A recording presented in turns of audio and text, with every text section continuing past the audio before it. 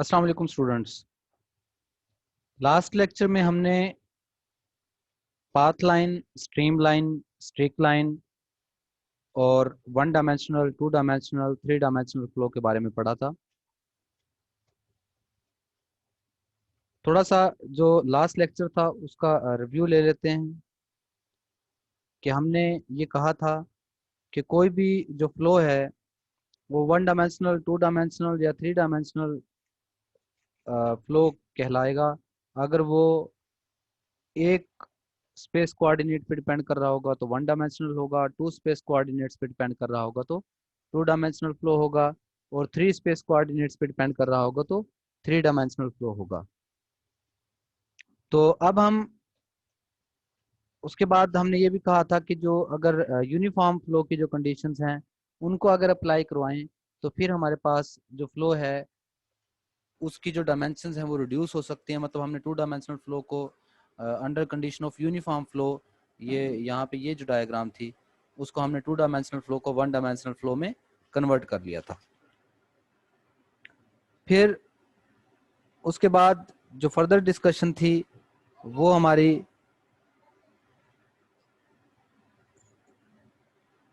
Equations of path line, stream line और streak line से related थे, और उसके बाद हमने एक एग्जांपल की थी जिसमें हमने इक्वेशन ऑफ स्ट्रीम लाइंस या velocity at different points find out की थी। तो आज जो हमारा टॉपिक है दैट इज स्ट्रेस फील्ड। अच्छा, स्ट्रेस फील्ड, अब जो स्ट्रेस का ताल्लुक है ये उसी तरीके से है जैसे आप लोग डिफरेंट टाइप्स ऑफ फोर्सेस लगाते हैं। तो हमें स्ट्रेस फील्ड के बारे में जानने से पहले ये पता होना चाहिए कि जो फोर्सेस होती हैं हमारे पास डिफरेंट फ्लूइड पार्टिकल्स के ऊपर वो किस किस टाइप की जो है अप्लाई की जा सकती हैं। तो यहाँ पर सबसे पहले ये बात बताइए कि जब हम फ्लूइड मैकेनिक्स के अंदर डिस्कस कर रहे होते हैं तो हमें जानना पड़ता है कि जो फोर्सेस हैं फ्लूइड पार्टिकल्स के ऊपर लगने वाली वो किस किस टाइप की हैं। तो हर फ्लूइड पार्टिकल जो अपने ऊपर फोर्स जिस जिस टाइप की उसके ऊपर लग सकती है दैट में बी सरफेस फोर्सेस। तो वो किस किस टाइप की हो सकती है, वो सरफेस फोर्स हो सकती हैं। ठीक है, जैसे कि जिसकी बेस्ट एग्जांपल है हमारे पास प्रेशर है, फ्रिक्शन है।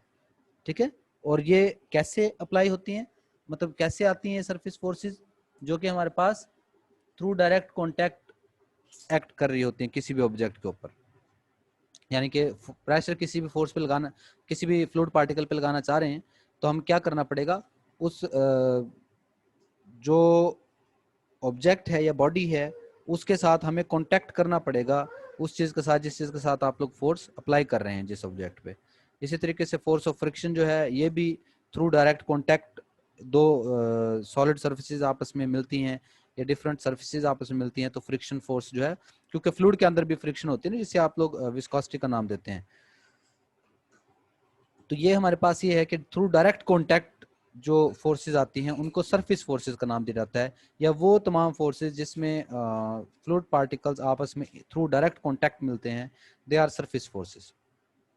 जबकि दूसरी तरफ और भी एक टाइप के फोर्सेस हैं जिनको हम नाम देते हैं बॉडी फोर्सेस का, जैसे कि जिनके लिए डायरेक्ट कांटेक्ट होना जरूरी नहीं है, तो वो हमारे पास बॉडी फोर्सेस होती हैं। अब बॉडी फोर्सेस कौन सी हैं? बॉडी फोर्सेस ग्रेविटी है, जैसे इलेक्ट्रोमैग्नेटिक फोर्सेस हैं। ये तमाम की तमाम वो फोर्सेस हैं जिसके लिए डायरेक्ट कांटेक्ट का होना जरूरी नहीं है, तो ये विदाउट डायरेक्ट कांटेक्ट हैं। तो वो फोर्सेस जो डायरेक्ट कांटेक्ट की वजह से होती हैं, डायरेक्ट कांटेक्ट से होती हैं, उनको हम जो है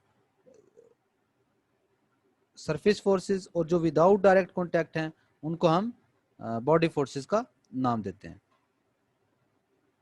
अच्छा जी, उसके बाद ग्रेविटेशनल बॉडी। अब इसके अंदर हमने बात की जो ग्रेविटी है ये हमारे पास बॉडी फोर्स है ग्रेविटी के, विदाउट डायरेक्ट कांटेक्ट किसी भी बॉडी के ऊपर एक्ट कर रही है। इलेक्ट्रिक और मैग्नेटिक फोर्सेस जो होती हैं उस जैसे मैग्नेट एक दूसरे के ऊपर फोर्स लगाते हैं वो विदाउट डायरेक्ट कांटेक्ट होते हैं। तो अब जो ग्रेविटेशनल फोर्स है उसको एक खास मीनिंग दिए यहाँ पे, जैसे कि आप लोग यहाँ पे देख सकते हैं कि dv is equal to rho g dv। अब ये ग्रेविटेशनल बॉडी फोर्स है। अब जो ग्रेविटेशनल बॉडी फोर्स है, अगर आप लोगों में से किसी को याद हो ना, तो ग्रेविटेशनल बॉडी फोर्स को हम किस तरीके से रिप्रेजेंट करते थे? ग्रेविटेशनल फोर्स एक्ट कर रहे थे W is equal to mg, जो वेट है। लेकिन यहाँ पर हम इसको किस चीज से डिनोट कर रहे हैं? रो जी dv के साथ डिनोट कर रहे हैं। तो रो जी dv के साथ जो हम डिनोट कर रहे हैं ना, इसके अंदर g तो g ही है एज इट इज हमें नजर आ रहा है, जो मास है, मास को हमने रिप्लेस कर दिया है किस चीज के साथ? हमें पता है मास पर यूनिट वॉल्यूम डेंसिटी होती है, ठीक है ना। तो मास पर यूनिट वॉल्यूम अगर डेंसिटी है तो मास की जगह पे रो वी लिखा जा सकता है। तो ये देखें यहां पर जी है मौजूद और साथ में रो डीवी है।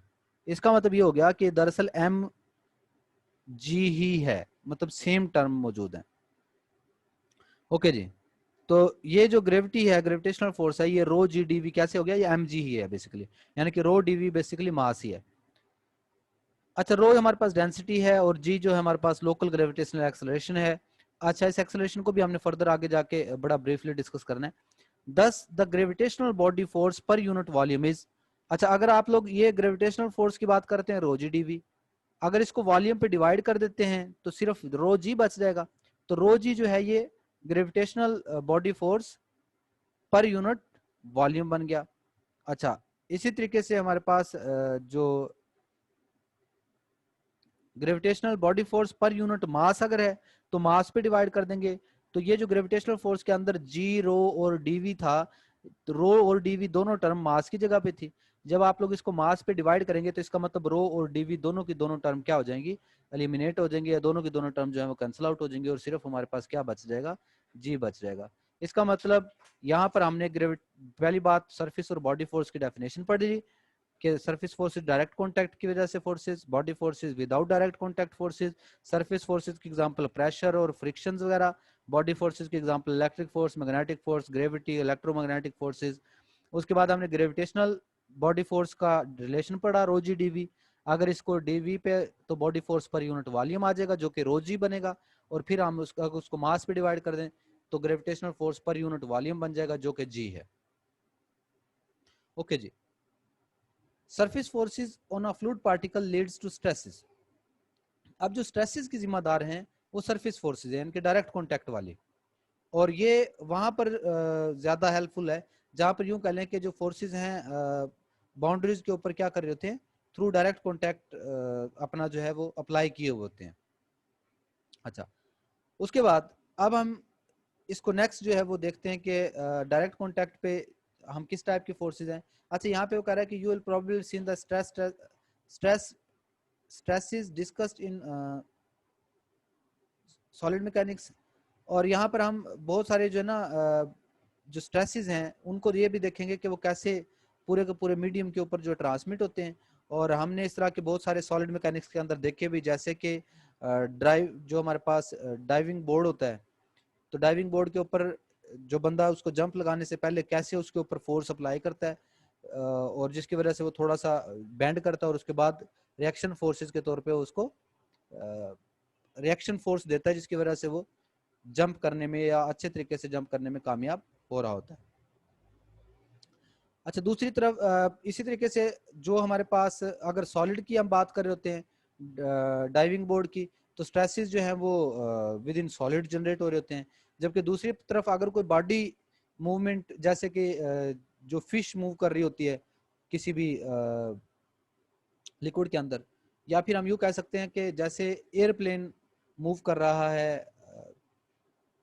एयर के अंदर, एरोप्लेन, तो फिर वो जो है वहां पर जो स्ट्रेसेस अप्लाई होंगे वो with in the fluid stresses जो है वो डेवलप हो रहे होंगे। Difference between the fluid and solid is that we have seen that stresses in a fluid are mostly generated by motion rather than solid is we have। अच्छा, वो fluids के अंदर ड्यू टू मोशन स्ट्रेसेस पैदा होते हैं, जबकि जो solids हैं वो ड्यू टू डिफ्लेक्शन स्ट्रेसेस जो है वो पैदा हो रहे होते हैं। अब हम क्या करते हैं, एक फ्लूइड पार्टिकल ले लेते हैं जो कि इन कांटेक्ट है दूसरे फ्लूइड पार्टिकल के साथ, और उसके अंदर हम क्या करते हैं, डेल्टा ए उसके अंदर कोई स्पेसिफिक पोर्शन है, उसका मतलब सिंपल एरिया ये यहाँ पे नजर आ रहा होगा। ये हमारे पास कोई भी एक specific portion of a fluid ले लिया, उसके ऊपर ये जो हमारे पास है ये को डेल्टा ए इसका एरिया है, और एरिया वेक्टर जो होगा वो नॉर्मल टू द सरफेस है डेल्टा ए देखिए बाहर की तरफ, और उसके ऊपर जो फोर्स है वो डेल्टा एफ अप्लाई हो रही है सी पॉइंट के ऊपर।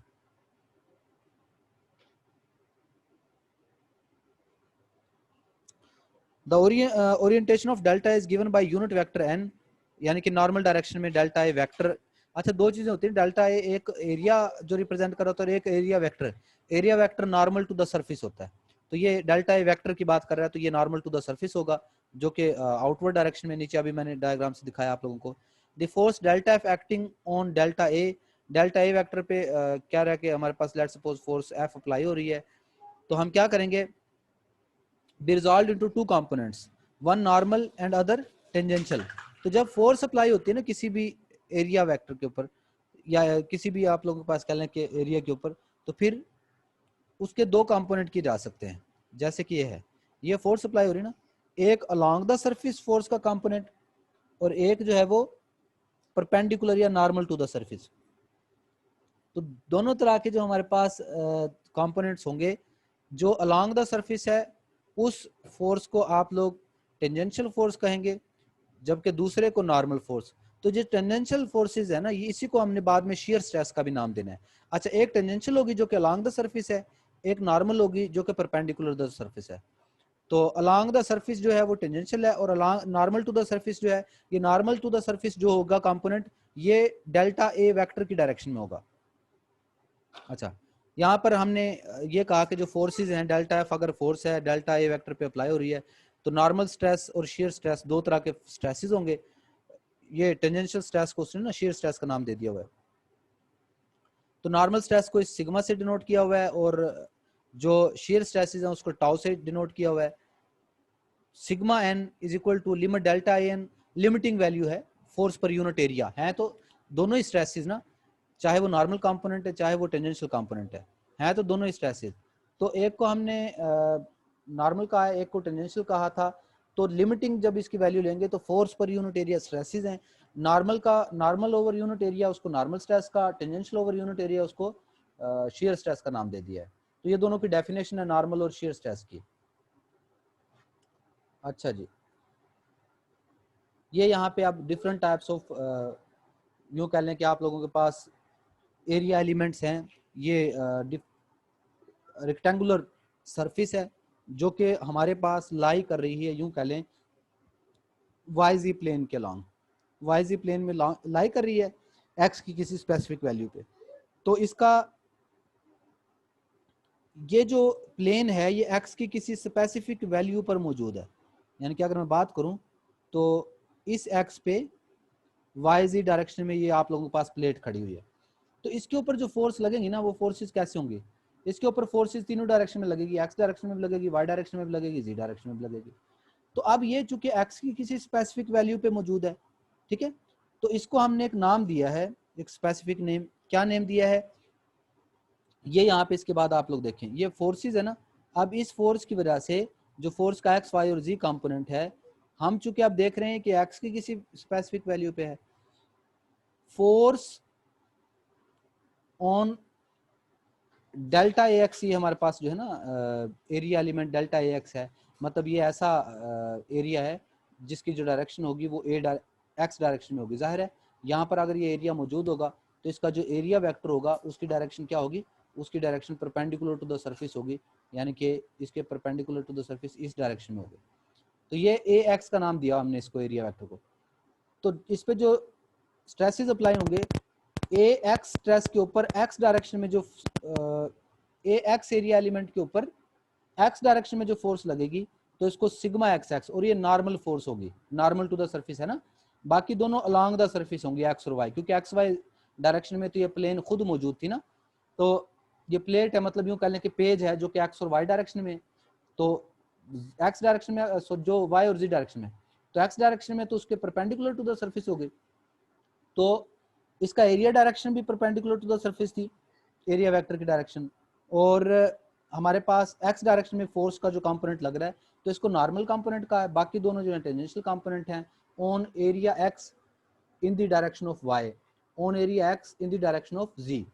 तो sigma x x, sigma tau x y, tau x z, पहले वाला एक्स रिप्रेजेंट कर रहा होता है एरिया वेक्टर की डायरेक्शन को, और दूसरा रिप्रेजेंट कर रहा होता है फोर्स की डायरेक्शन को। तो दोनों मिलके ये स्ट्रेसेस की डायरेक्शन बता रहे हैं। तो सिग्मा एक्स एक्स का मतलब है कि एक्स डायरेक्शन के एरिया वेक्टर के ऊपर एक्स डायरेक्शन में हमारे पास फोर्स लग रही है, तो ये नॉर्मल स्ट्रेस है, बाकी दोनों टेंजेंशियल स्ट्रेस है। तो ये इनकी डायरेक्शन को याद रखने का प्रोसीजर है। जो कि आप लोगों ने ज़ाहिर है याद रखनी है, आगे बहुत सारी जगहों पे ये इस्तेमाल होंगे। In dealing with the vector quantities of the force, we usually consider components and orthogonal coordinate system. Rectangular coordinate system में वो यही बात कर रहा है कि हमारे पास एक्स वाई और जी डायरेक्शन में जो फोर्सेज हैं उसके कंपोनेंट बनेंगे। हम एरिया डेल्टा ए एक्स एक एलिमेंट ले लेते हैं और जिसकी जो डायरेक्शन होगी वो एक्स डायरेक्शन में होगी, मतलब नॉर्मल टू द एरिया, या यूँ कह लें कि एक्स डायरेक्शन में उसकी डायरेक्शन है।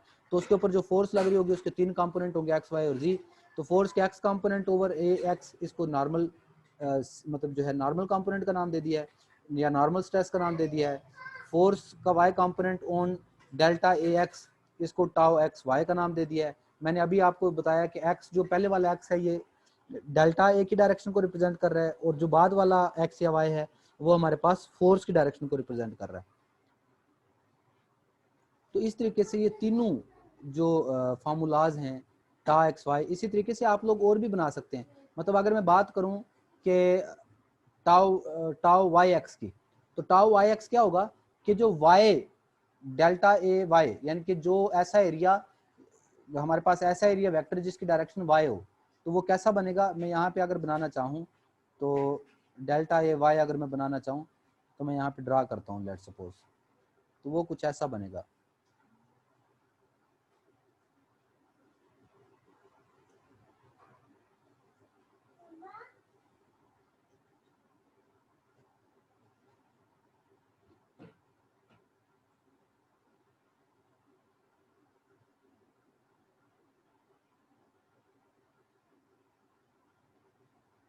ओके ये प्लेन ऐसी है जो एक्स जी प्लेन में मैंने ड्रा कर लिया है, तो इसका जो डेल्टा ए होगा वो क्या होगा, वाई डायरेक्शन में एक्ट कर रहा होगा।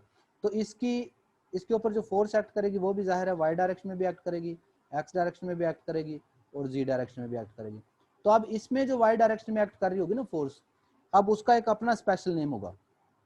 अब उसका क्या नेम होगा, जो वाई डायरेक्शन में एक्ट कर रही होगी वो सिग्मा वाई वाई होगा। वो क्या होगा, सिग्मा वाई वाई, कि डेल्टा वाई की डायरेक्शन भी वाई डायरेक्शन में थी और फोर्स का भी वाई कंपोनेंट। इसी तरह इस डायरेक्शन में जो फोर्स जो स्ट्रेस होगा वो टाउ होगा, सिग्मा नहीं होगा बल्कि क्या होगा, वो टाउ होगा हमारे पास। तो वो होगा टाउ वाई एक्स।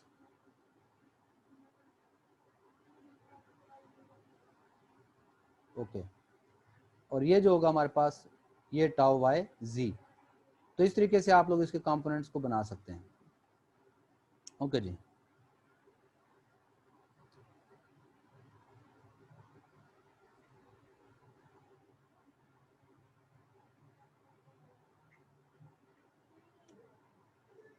ओके यहाँ पर ये उसी की बात कर रहा है। We have used a double script notation to label the stresses.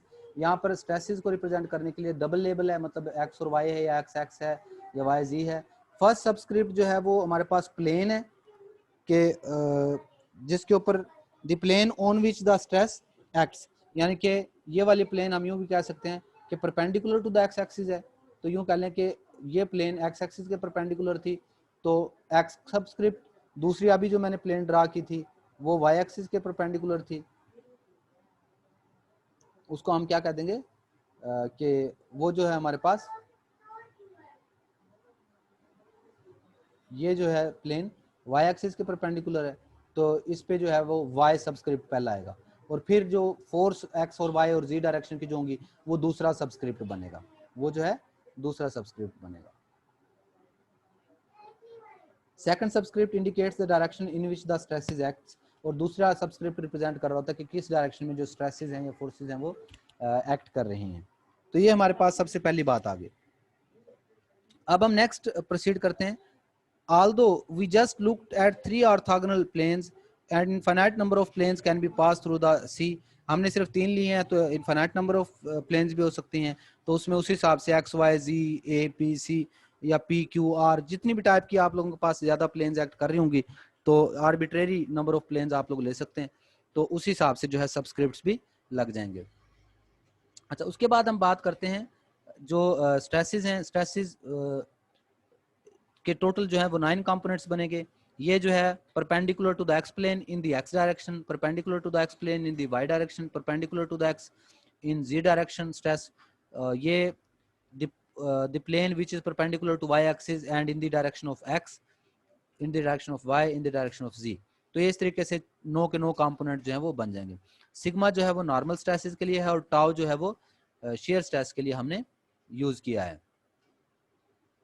ये डायग्राम को अंडरस्टैंड करना बहुत जरूरी है।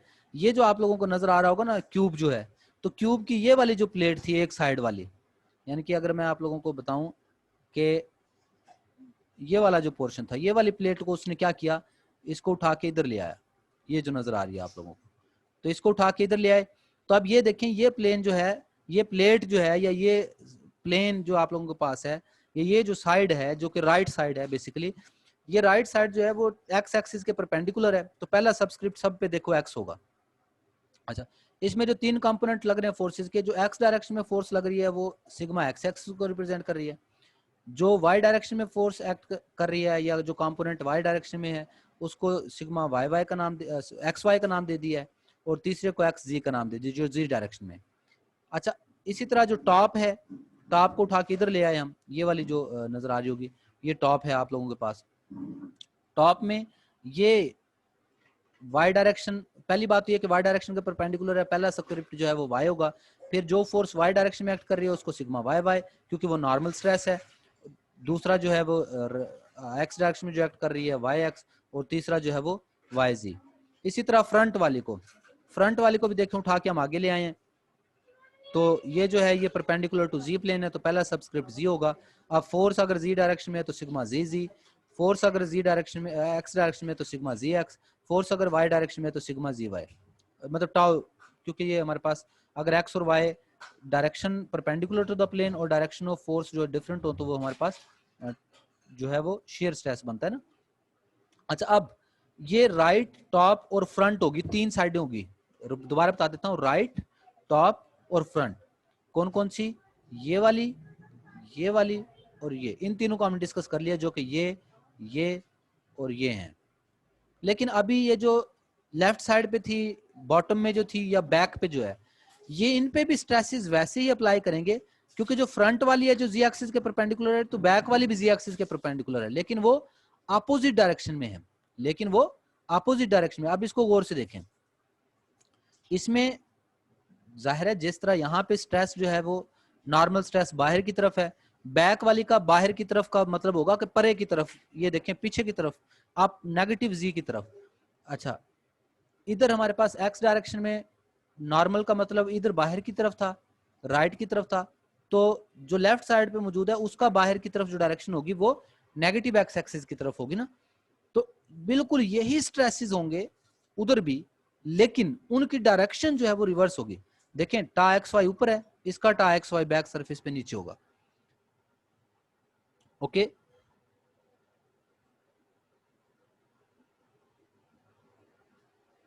इसी तरह हमारे पास ये टॉप वाले की बात करें या बॉटम वाले की बात करें, तो जो टॉप पे मौजूद है बॉटम पे वही मौजूद है, लेकिन अपोजिट डायरेक्शन में होंगे।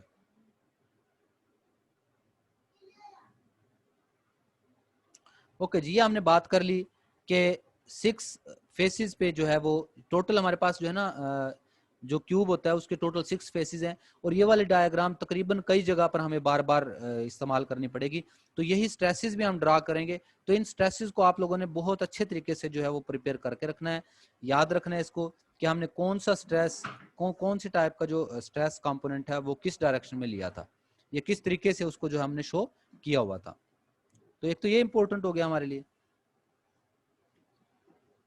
Referring to the infinitesimal element as shown in figure 2.8, ये जो इनफाइनाइटेसिमल का मतलब होता है कि ये स्मॉल सा कंपोनेंट आप लोगों ने लिया है। We see that there are 6 planes, 6 plane है on which stress is acts, ये उसी की अब जस्ट जो है ना एक्सप्लेनेशन है। In order to designate the plane of intersect we could use them like front, back, top, bottom, left, right. ये सामने जो फ्रंट है, पीछे वाला बैक है, इधर वाला राइट है, दूसरी साइड वाला लेफ्ट है, ऊपर वाला टॉप है, नीचे वाला बॉटम है, टोटल 6 फेसेस हैं इसके। However, it's more logical to name the planes in terms of coordinate axis. इसी तरीके से हम इसको x एक्सिस के हवाले से, y एक्सिस और z एक्सिस के हवाले से कह सकते हैं कि जो लेफ्ट और राइट हैं ये x एक्सिस के परपेंडिकुलर हैं, टॉप और बॉटम जो हैं वो y एक्सिस के परपेंडिकुलर हैं, फ्रंट और बैक जो है वो z एक्सिस के परपेंडिकुलर प्लेन्स हैं। ओके, या यूं कह सकते हैं कि जो राइट साइड है वो पॉजिटिव एक्स एक्सिस के परपेंडिकुलर है, लेफ्ट साइड जो है वो नेगेटिव एक्स एक्सिस के परपेंडिकुलर है, टॉप जो है वो हमारे पास पॉजिटिव वाई एक्सिस के परपेंडिकुलर है, बॉटम नेगेटिव वाई एक्सिस के परपेंडिकुलर है, ठीक है, फ्रंट जो है पॉजिटिव के और बैक जो है वो negative. It's necessary to adopt a sign convention for stress. A stress component is positive when the direction of stress component and the plane on which it acts are both positive and both negative. Stresses जो हैं वो तब positive होते हैं जब हमारे पास जिस direction में प्लेन एक्ट कर रही है और जिस डायरेक्शन में फोर्स एक्ट कर रही है दोनों पॉजिटिव हो या दोनों ही नेगेटिव हो। और अगर हमारे पास इनमें से कोई एक पॉजिटिव और कोई एक नेगेटिव हो तो फिर हम उसको नेगेटिव सेंस में लेते हैं। आगे अभी हम फोर्स एक देखते हैं कि जिसके अंदर नेगेटिव का कॉन्सेप्ट आएगा एग्जांपल में। 10 tau yx represents a shear force on positive y plane in positive x direction। इस tau yx का मतलब क्या हुआ कि y आप लोगों के पास प्लेन है, y प्लेन का मतलब perpendicular to y axis, y plane है और x डायरेक्शन में इसके ऊपर फोर्स जो है वो एक्ट कर रही है। ये positive y plane x direction में, पॉजिटिव x डायरेक्शन में इसके ऊपर फोर्स जो है वो एक्ट कर रही है।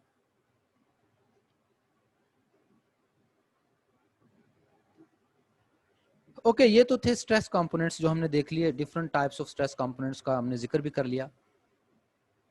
अब इसके बाद हमारे पास जो नेक्स्ट टॉपिक आता है दैट इज विस्कोसिटी। अब विस्कोसिटी जो है ये बजाते खुद भी एक यूं कह लें कि स्ट्रेस या जो रेजिस्टिव फोर्स से ही आती है। तो सबसे पहले हम इसके थोड़ा सा देखते हैं कि उसने कैसे इसको डिफाइन करवाया है। Where do stresses came from, पहली बात स्ट्रेसेस डेवलप कैसे होते हैं, तो उसका आंसर है for a solid stresses develop when the material is elastically deformed or strained.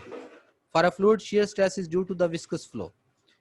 Solids के अंदर ये है, याद रखिएगा, जब कोई किसी भी ऑब्जेक्ट को डिफॉर्म करने की कोशिश की जाती है तो वो क्या होगा हमारे पास, या उसकी शेप के अंदर चेंज लाने की कोशिश की जाती है तो तब उसके अंदर स्ट्रेसेस डेवलप हो जाते हैं। और फ्लूइड के अंदर शेयर स्ट्रेसेस तब आते हैं जब विस्कस फ्लो हो। और विस्कस फ्लो का मतलब क्या है, विस्कस फ्लो का मतलब ये है कि हम बात करते हैं resistive motion between the layer of the fluid. Hence we say that solids are elastic and fluids are viscous।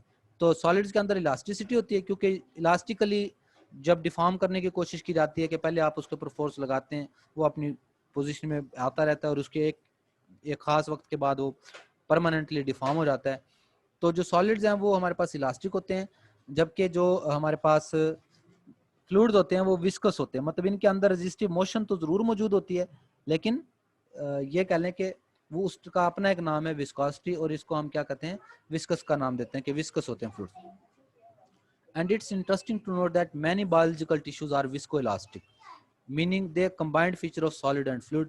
और कुछ ऐसे भी होते हैं जो कि बायोलॉजिकल कंपाउंड्स हैं जिनके अंदर ना सिर्फ विस्कोसिटी मौजूद है बल्कि इलास्टिसिटी भी मौजूद है कि अपनी ओरिजिनल पोजीशन में बाउंस बैक करने की सलाहियत वो रखते होते हैं। For a fluid at rest there will be no shear stress. We will see that each fluid can be categorized by examining the relation between applied shear stress and the flow of the fluid. अब हम कहते हैं कि जब at rest होता है, हमने बात की थी कि जब सॉलिड्स की हम बात करते हैं तो लिक्विड्स के अंदर स्ट्रेसेस बेसिकली तब अप्लाई होते हैं या तब अपना रोल प्ले करते हैं जब ये मूविंग फ्लूइड हो। तो मोशन जब नहीं है, रेस्ट है, तो shear स्ट्रेस नहीं होगा। और अब हम स्ट्रेसेस की बात करते हैं। Consider the behaviour of fluid element between two infinite parallel plate as shown in the figure 2.9a। ये जो हमारे पास बिटवीन टू प्लेट्स फ्लूइड है। अच्छा, अब आप क्या करते हैं, ऊपर वाली प्लेट को मूव करवाना शुरू करते हैं किसी स्पीड u के साथ। जब ऊपर वाली प्लेट मूव करेगी ना तो ऊपर ऊपर वाले पार्टिकल जो इस प्लेट के साथ जुड़े हुए हैं वो थोड़ा थोड़ा आगे जाएंगे, उससे नीचे वाले पार्टिकल कम जाएंगे, यानी कि सबसे ऊपर वाला पार्टिकल सबसे आगे चला जाएगा, निचला जो है उसके ऊपर कम रेजिस्टिव फोर्स है वो थोड़ा सा कम पीछे उससे पीछे। और जो जो आप लोग नीचे की तरफ आएंगे तो आखिरी वाला due to no slip condition अपनी जगह पे जुड़ा हुआ है, तो सबसे ऊपर वाले के साथ जुड़े होने की वजह से आगे चला गया, सबसे पीछे वाला जो अभी नीचे अपने साथ जो है वो जुड़ा पड़ा है। तो ये हमारे पास क्या है, ये हम कहते हैं कि शुरू में उसकी पोजीशन ये थी, थोड़ी देर के बाद उसको हमने थोड़ा सा चेंज किया, मजीद टाइम के बाद मजीद चेंजेस आए, तो ये उसके अंदर जो डिफॉर्मेशन हो रही है इसको अब हमने देखना है। The rectangular fluid element is initially at rest at time T. Rectangular fluid element है और स्टार्ट में टाइम टी पर वो एट रेस्ट है, ये रेस्ट पोजीशन है। जब इसके ऊपर किसी भी टाइप का कोई शेयर स्ट्रेस जो है या कोई किसी भी टाइप का कोई स्ट्रेस इसके ऊपर अप्लाई नहीं कर रहा, shear stress. Let's suppose a constant rightward force delta Fx is applied to the upper plate so that it is dragged across the fluid at velocity delta u. ऊपर वाली plate के ऊपर delta F force लगाई और उस force की वजह से राइटवर्ड डायरेक्शन में फोर्स लगाई और उस फोर्स की वजह से ये जो है वेलोसिटी डेल्टा यू के साथ क्या करना शुरू हो गया, मूव करना शुरू हो गया। The relative shearing action of infinite plates produces a shear stress tau yx। अब होगा क्या, तो ये जो उनके दरमियान shearing action है ये क्या करेगा, shear stress प्रोड्यूस करेगा। और shear stress कैसा प्रोड्यूस करेगा, ये उसका रिलेशन है कि tau yx फोर्स। अब देखें हम जब बात कर रहे हैं कि ये एक्स वाई की हमने बात की थी, ठीक है ना, तो delta F x x direction में जो है वो फोर्स लग रही है, जबकि एरिया एलिमेंट जो है वो क्या है, अलोंग वाई डायरेक्शन, क्योंकि नॉर्मल टू द सरफेस ऊपर वाली डायरेक्शन बन रही है, तो डेल्टा ए वाई, तो जो टा वाई एक्स जो है वो जो बनेगा that is equal to d F x, क्योंकि ये ऊपर वाली जो सरफेस है ना, ये आपको देखने में यूं नजर आ रहा है कि एक लाइन है, लेकिन जाहिर है ऊपर से जो इसकी कोई ना कोई विड्थ होगी जिसके ऊपर जो वाई डायरेक्शन में जो है वो एरिया डेल्टा ए वाई मौजूद है। Delta A y is the area of contact of the fluid element with the plate. तो ये जो प्लेट रखी हुई है ना ऊपर, यूं कह लें कि डेल्टा ए वाई वो चीज है कि आप प्लेट को किस सेंस में देख सकते हैं, यूं कह लें कि आपके पास एक बड़ा सारा वाटर रेजर्वायर है, आपने उसके ऊपर पेज एक रखें, पेज अगर रखेंगे तो आप जो पेज का जितना लंबाई और चौड़ाई वो एरिया है और उसका एरिया वेक्टर की जो डायरेक्शन होगी वो परपेंडिकुलर टू द सरफेस होगी ना, यानी कि यूं कह लें कि इसके ऊपर जो ये पेज रखा हुआ है ना, ये दरअसल आपको नजर नहीं आ रहा, लेकिन दर हकीकत वो हो सकता है कि वो इस डायरेक्शन की ये प्लेट है जिसको वाई डायरेक्शन में यूं खींचा जा रहा है। जैसे कि आप लोग बात करें नहर किनारे, नहर में मौजूद है, तो वो ज़ाहिर है कुछ ना कुछ चौड़ी होगी जिसके ऊपर एक कोई प्लेट है, तो उसको रोटेट करो, सॉरी फोर्स जिसके ऊपर अप्लाई की जा रही है।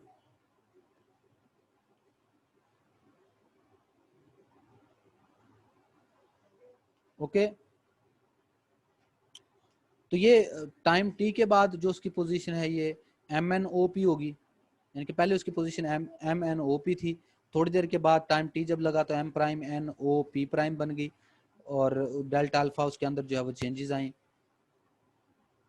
और इसी तरीके से जो नेक्स्ट है हमारे पास, तो यहाँ पर एक और टर्म आती है कि जो रेट ऑफ डिफॉर्मेशन है वो टाइम के लिहाज से जो डिफॉर्मेशन आ रही है, डिफॉर्मेशन बेसिकली एंगल के अंदर आ रही है ना, इस एंगल के डेल्टा अल्फा, जितना टाइम लग रहा है उतना ज़्यादा ये अल्फा एंगल जो है वो बढ़ रहा है या कम हो रहा है।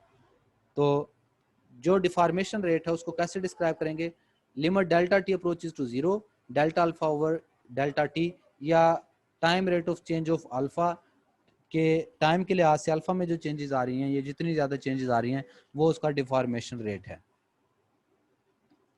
We want to express d alpha over dt in terms of radially measurable quantities।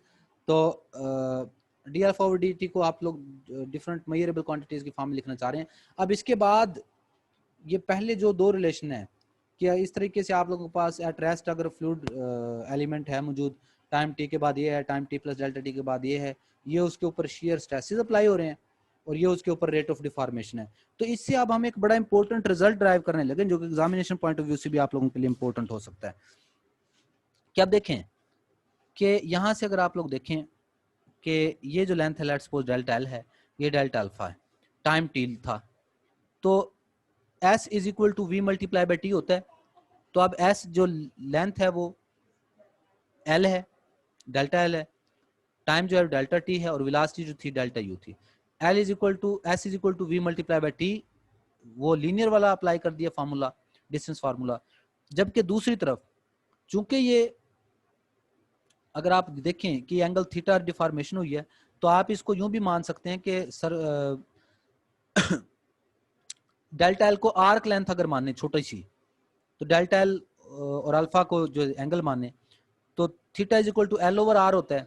तो अब आर जो है रेडियस जो है इसके अंदर बनेगी, ये जो हाइट जो कि डेल्टा वाई है, तो L is equal to r theta. R यहाँ पर इसके अंदर अगर हम बात करें ना, इसको सर्कुलर पाथ थोड़ा सा माने, यानी कि इसको आप लोग आर्क लेंथ के सेंस में अगर लें, यहां से यहां तक,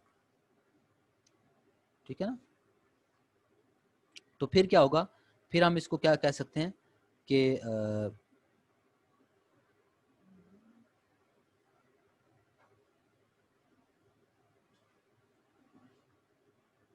ओके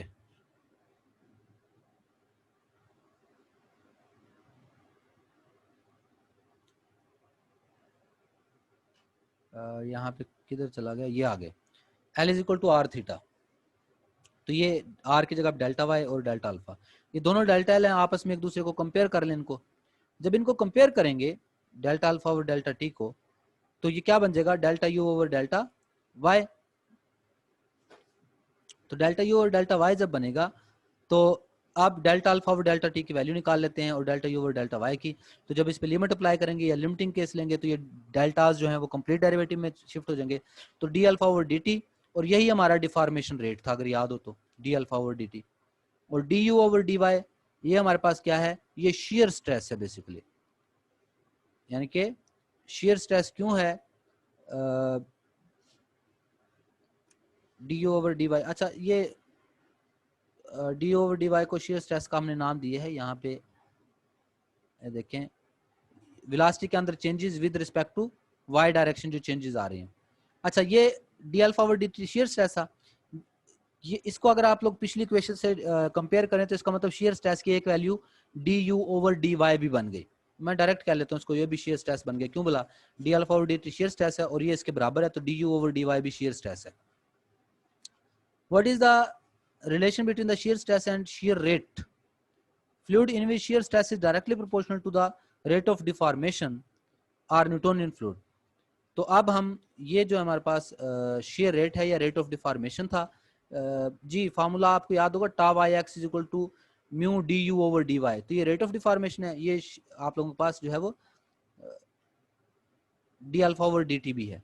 तो d alpha over d t जो रेट ऑफ डिफॉर्मेशन है वो proportional to the shear stress होता है in case of Newtonian fluids. तो जिनके अंदर rate of deformation shear stress के डायरेक्टली प्रोपोर्शनल होगा उनको न्यूटोनियन फ्लूइड कहेंगे। जिनके अंदर rate of deformation shear stress के डायरेक्टली प्रोपोर्शनल ना हो, उनको हम नॉन न्यूटोनियन फ्लूइड का नाम देते हैं।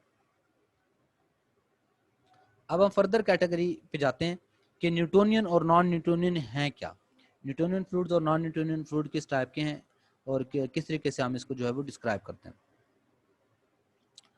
मोस्ट कॉमन, अब हमें पता चल गया कि रेट ऑफ डिफॉर्मेशन का एक formula d alpha over d t है और एक formula d u over d y भी है। तो ये देखिए आगे हम ये कह रहे हैं, most common fluid such as water, air, gasoline are Newtonian under normal conditions. Newtonian है, इसका मतलब न्यूटन जो लॉ है ऑफ डिफॉर्मेशन वो इसके ऊपर क्या होगा, होल्ड करता है, यानी कि shear stress is directly proportional to the rate of deformation. और रेट ऑफ डिफॉर्मेशन का ये फार्मूला अभी हमने ड्राइव किया है। तो रेट ऑफ डिफॉर्मेशन का formula d u over d y होता है, ये आप लोगों ने ड्राइव भी करना है। If the fluid is Newtonian, then Newtonian है तो shear stress is directly proportional to the rate of deformation. We are familiar with the fact that some fluid resist motion more than others. अब ये है कि कुछ fluids ऐसे होते हैं जो कि एक दूसरे की निस्बत कहता है कि जो रेजिस्टेंस है उनके अंदर बहुत ज्यादा होती है दूसरों की निस्बत। जैसे कि SAE 30W ऑयल, ये एक स्पेसिफिक लुब्रिकेंट है हमारे पास, is much harder to stir than one of water.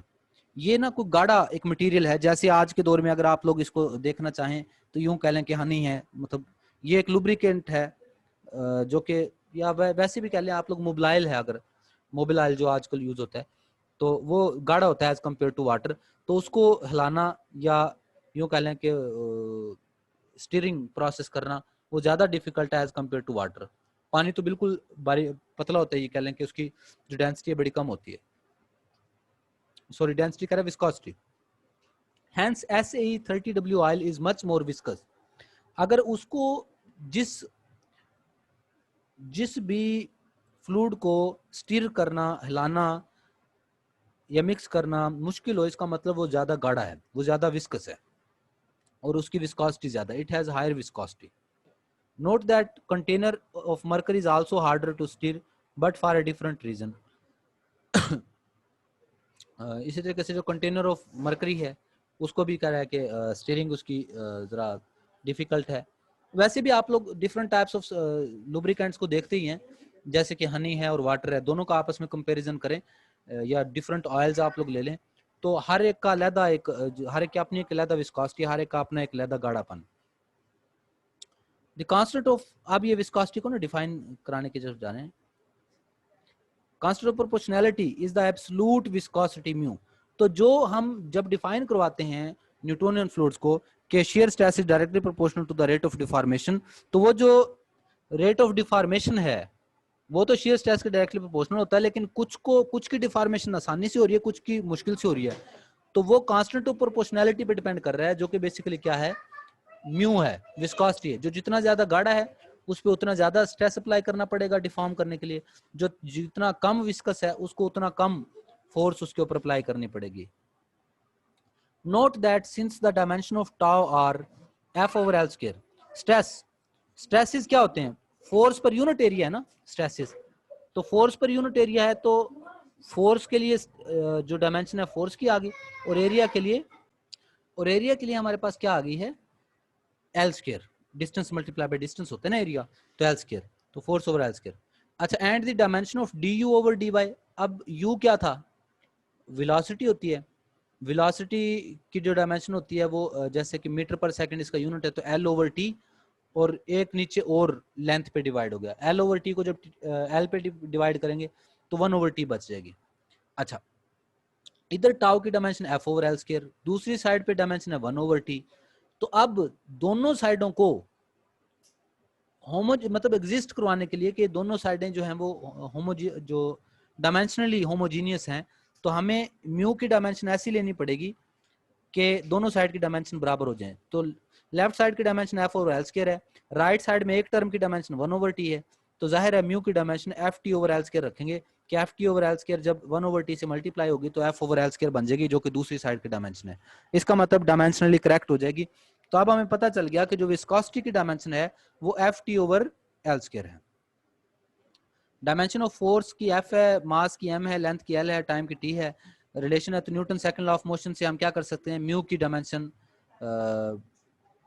Easily हम क्या कर सकते हैं, वेरीफाई कर सकते हैं। ये एक और डायमेंशन लिखी है, किस सूरत में, यहाँ पर ये जो डायमेंशन लिखी थी ये